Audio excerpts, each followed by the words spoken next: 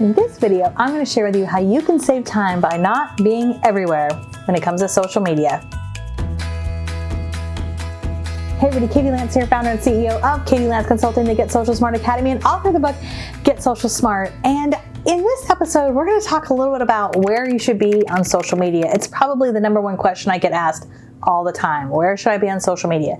So here's the good news. You do not need to be everywhere. You don't need to be on Facebook and Instagram and Pinterest and YouTube and LinkedIn and every other social media platform. So how do you actually decide which ones you need to be on and which ones maybe you can ditch? The first thing I'm going to say is, where are your clients at?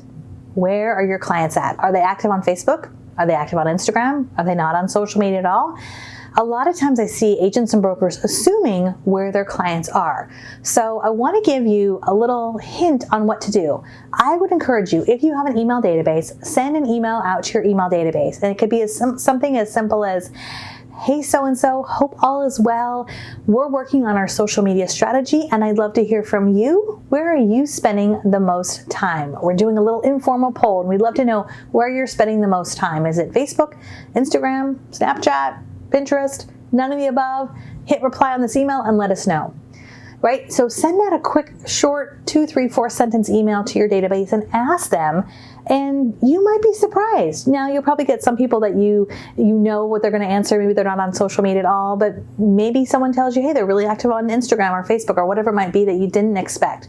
So go where your clients are. That's first and foremost. The second tip I'm going to give you is go where you want to be. Go where you like to be. You know, I think a lot of times we feel like, oh my gosh, I have to be in all these places and I don't really get Snapchat. I don't really get Twitter.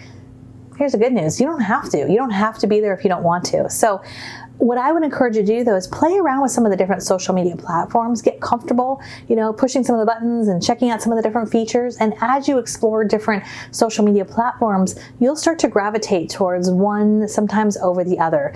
I find a lot of people, for example, maybe they don't quite get Instagram, and then they spend a little bit of time kind of playing around and going through the feed and checking out Instagram stories and soon realize, like, wow, I really enjoy that platform. So hang out where you enjoy being. Where are your clients, and then where do you enjoy being, and spend time in those two camps. And then for everything else, you might consider, if you are active on, maybe you have an account on Pinterest that you haven't touched in 3 years, or you have a Twitter account that you set up, or maybe someone set up for you and you've never touched. I actually think it does you more harm to have those accounts out there and active versus maybe you decide to kind of shut those down or temporarily disable them until you decide to actually engage with them. Because when you have social media profiles that are out there that have no activity, what that tells me as the consumer is that the lights are on, but nobody's home. Hello? Hello? Anybody home? Right? I see this all the time on Twitter. I'll go to someone's Twitter account and all it is like an auto feed from the MLS or an auto feed from Facebook. And I always think to myself, oh, when's the last time they've been here? Maybe never, maybe 6 months ago, 2 years ago, right? So that's another thing to think about. The last thing I want to say here is that when it comes to time, I find that agents and brokers, when it comes to just time management in general with social media, it's one of the biggest pain points we have. Here's the good news. It doesn't have to take a lot of time to be effective when it comes to social media. The number one thing that we see as most effective is getting a strategy in place. So if you feel like you've been spinning your wheels with social media, if you're tired of not knowing what to do with social media, if you are feeling like overwhelmed with all the thousands of options that are out there when it comes to social media, we would love to work with you. We have our Get Social Smart Academy, which is our 24/7 on-demand learning library. And once you sign up, you have access to all of our training, all of our learning, and you have a chance to be part of our awesome online academy family, which is a great community of other agents and brokers like you who are trying to get smarter about social media. So go to katielance.com/academy and you can check that out.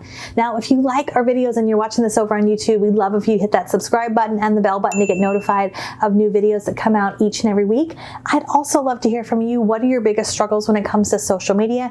Put those in the chat below, and I'm happy to answer any questions you might have about social media. For more tips, tools, and strategies about social media, please visit us over at katielance.com.